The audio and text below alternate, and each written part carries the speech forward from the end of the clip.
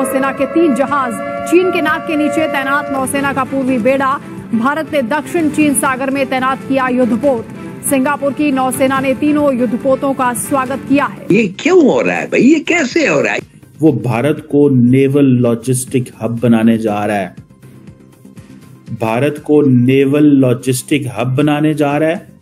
और हम क्या कर रहे हैं? हम कह रहे हैं कि नहीं, असा तोड़े नाल कोई ताल्लुकात नहीं रखना। अब उनकी एक गूंज होती है, गूंज से मुराद ये कि एक धमक होती है, एक रोब और दबदबा होता है जब किसी का कोई एयरक्राफ्ट कैरियर कहीं जा रहा हो।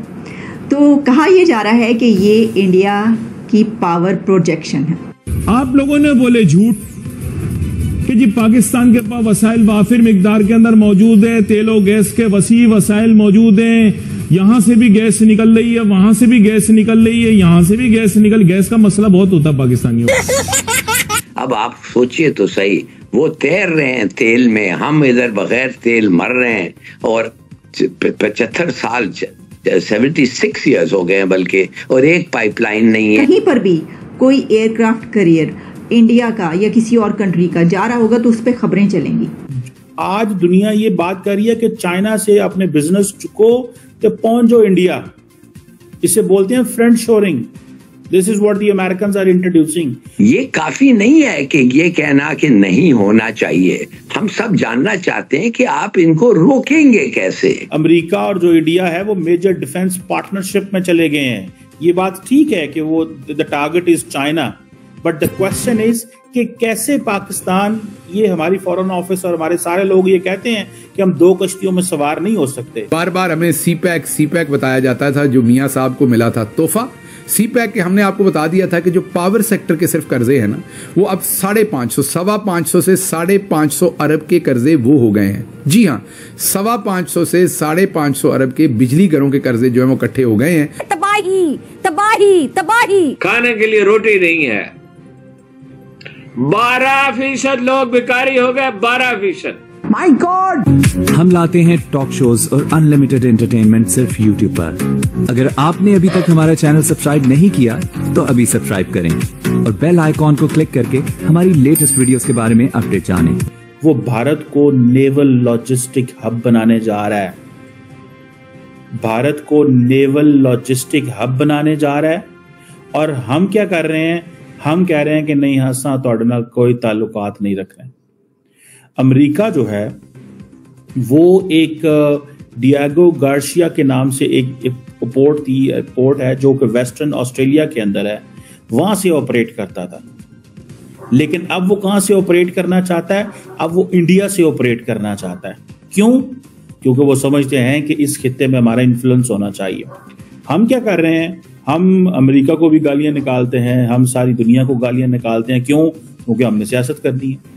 अमेरिकी सदर को खत लिखते हैं इमरान खान साहब, और जब खत का जवाब नहीं आता तो वो गालियां निकालनी शुरू कर देते हैं। हम ये नहीं करेंगे, वो नहीं करेंगे, फलां नहीं करेंगे, ढमकान नहीं करेंगे। अब इंडिया को क्या क्या एडवांटेजेस होने वाले हैं और हमें क्या क्या जो नुकसानात होने वाले हैं, ये हमें नहीं पता। देखिए, आपके पास जो सिक्योरिटी है ना, आर्मी जो सिक्योरिटी है हमारे पास और क्या है दुनिया को देने के लिए? कोई हमारे पास बड़ी लंबी चौड़ी सॉफ्ट पावर है, कोई फैक्ट्री है? आप देखें ना, जो आज दुनिया ये बात कर रही है कि चाइना से अपने बिजनेस चुको तो पहुंच जाओ इंडिया। इसे बोलते हैं friend shoring. This is what the Americans are introducing. हमें पता नहीं क्या है अमेरिका के। अवाम के सामने सारे गालियां निकालते हैं अमेरिका को और बंद कमरे में जाके बैठ के दोस्तियां और गप्पों की बातें करते हैं। अमेरिका पाकिस्तान के साथ, हमने अमेरिका के साथ मिलके जितनी भी दहशतगर्दी की जंग में कोऑपरेट किया, लड़े, शहादतें हुई, इंफ्रास्ट्रक्चर टूटा, तबाही मच गई। आज तो अमेरिका के साथ और करीब होने की जरूरत है, क्योंकि आप बातें करते हैं 65% हमने यूथ हमारी, और भाई वो देखो 65% यूथ के लिए इंडियंस क्या कर रहे हैं। इंडियंस क्या कर रहे हैं, किस तरह ताल्लुक को ट्रांसफॉर्म कर रहे हैं। ठीक है जी, अमेरिका और जो इंडिया है वो मेजर डिफेंस पार्टनरशिप में चले गए हैं। ये बात ठीक है कि वो the target is China, but the question is कि कैसे पाकिस्तान, ये हमारी फॉरेन ऑफिस और हमारे सारे लोग ये कहते हैं कि हम 2 कश्तियों में सवार नहीं हो सकते। लेकिन हमारे पास और देने को क्या है दुनिया को सिक्योरिटी के अलावा? और हम क्या क्या दे सकते हैं इसके अलावा? ये जो मैं आपको बात कर रहा हूं कि अमेरिकन जो हैं वो ऑस्ट्रेलिया, वेस्टर्न ऑस्ट्रेलिया से ऑपरेट कर रहे थे इंडियन ओशन के हवाले से। उन्होंने मेंटेनेंस करनी हो, रिपेयर करनी हो, कुछ करना हो और उसको लॉजिस्टिक हब बनाया हुआ था। अब वो समझते नहीं हमें इंडियन ओशन रीजन में इधर आना चाहिए। चाइनीज नेवी जो है उसने को 355 के करीब शिप्स और सबमरीन जो है के साथ वो दुनिया की बड़ी जो है वो न्यूमेरिकली बड़ी नेवी बन चुकी हुई है। ठीक है जी। और अब अमेरिकन जो वेसल्स हैं, ठीक है, उनको इंडिया की जरूरत है। भाई हम भी तो उसी इंडियन ओशन एंड अरेबियन सी के पास बैठे हुए हैं। हमारी कोई पार्टी से हम कोई दूर तो नहीं है। हमें इस चीज का अंदाजा नहीं है कि अगर हम अमेरिका के साथ खुल के सोचें और खुल के प्लान करें तो हमें क्या क्या मिल सकता है। पाकिस्तान और अमेरिका का जो ताल्लुकात हैं वो एक ठीक है, एक सस्टेनेबल रिलेशनशिप है। आजकल हमारा जो फोकस है वो नॉन ट्रेडिशनल सिक्योरिटी, एनवायरमेंट पे। और भाई एनवायरमेंट पे हमें क्या चाहिए? ठीक है, हमें रीन्यूएबल्स और वो चीजें हैं, ठीक है। असल चीज है हमें टेक्नोलॉजी में काम करना था। असल चीज है जो इंडिया आज ले रहा है अमेरिका से, वो हमें चीजें चाहिए थी। अब अमेरिका ने जो रिसेंटली एक नेशनल सिक्योरिटी स्ट्रेटजी जो अमेरिका ने इंट्रोड्यूस कराई, उसमें उन्होंने कहा जी कि there is a return of the great power competition. और उसके लिए वो कह रहे हैं कि चाइना को आउट मैन्यूवर करना पड़ेगा और रशिया को कंस्ट्रेंट करना पड़ेगा। उसका मुराद ये है कि रशिया जिधर है उधर ही उसको दबाओ और चाइना को आउट मैन्यूवर करना पड़ेगा बिकॉज मल्टीपल जगहों में। तो चाइना को जब आउट मैन्यूवर करना है तो वेयर डज पाकिस्तान स्टैंड? हम चाइना के दोस्त जरूर हैं, लेकिन हमें चाइनीज किस हद तक जो टेक्नोलॉजी जितने एक एडवांटेजेस पोजीशन में इंडिया बन रहा है बिकॉज ऑफ द अमेरिकन, हम क्यों नहीं है? 12% लोग भिखारी हो गए, 12% मुल्क में। और ये ज़हनी माजूर जो हैं, जिस्मानी ज़हनी नफ्सियाती माजूर, जरदारी और नवाज शरीफ और शहबाज शरीफ, क्या किया शहबाज शरीफ साहब ने? ये मुकाबला करेंगे इमरान खान का। वो जो कॉन्फ्रेंस हुई सऊदी अरब में, उसमें उन्होंने क्या कहा, वो तकरीर सुनिए, आदमी हैरत ज़दा रह जाता है कि हमारे यहाँ बिजली नहीं है, बिजली चोरी की जाती है और एलीट कल्चर है और इंसाफ नहीं है और ये नहीं।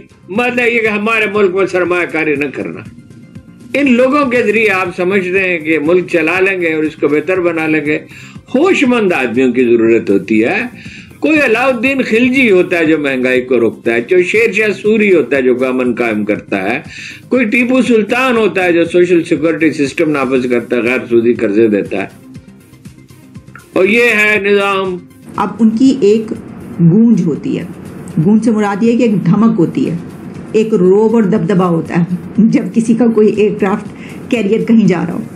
तो कहा यह जा रहा है कि ये इंडिया की पावर प्रोजेक्शन है। मैं ये समझती हूँ कि ये पावर प्रोजेक्शन है उनकी, और ख़ास तौर पर दुनिया में जो कुछ चल रहा है आप देख रहे हैं कि क्या कुछ हो रहा है। एक तरफ हमने इससे पहले आपको खबर ये दी थी कि नेटो को इनकार कर दिया इंडिया ने कि हम नहीं शामिल होते तुम्हारे साथ, हमें ज़रूरत नहीं है, हमारा माइंडसेट ऐसा नहीं है, हम तो जंग चाहते नहीं हैं। ये भी एक बात कि ना, हम ये बात अगर करेंगे जी ये जो एयरक्राफ्ट कैरियर हैं ये इसलिए हैं, ये पावर प्रोजेक्शन है, इसलिए ये बताया जा रहा है कि क्योंकि ये जंग पे आमादा है, तो ऐसा है नहीं। ये तो इससे उलट बात है, क्योंकि वो ये कहते हैं कि हम तो जंग करना ही नहीं चाहते।